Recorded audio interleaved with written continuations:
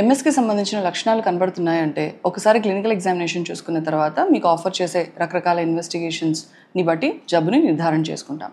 MRI కావచ్చు, లేకపోతే ఇవోక్డ్ potentials, కంటి నరానికి సంబంధించో చేతులకి కాళ్ళకి సంబంధించిన నరాల గురించో ఇవోక్డ్ పొటెన్షియల్స్ ఉంటాయి. వెన్నులోంచి నీరు తీస్తాము, దాని మీద కొన్ని ప్రోటీన్స్ కూడా చూసుకుంటాము. ఇవన్నీ చూసుకున్న తర్వాత మల్టిపుల్ స్క్లిరోసిస్ జబ్బు గురించి నిర్ధారించుకున్న తర్వాత ట్రీట్మెంట్ ఆప్షన్స్ ఇవ్వగలుగుతాం. ట్రీట్మెంట్ కొన్ని టైర్స్లో ఉంటుంది. First tyre, second tyre, third tyre.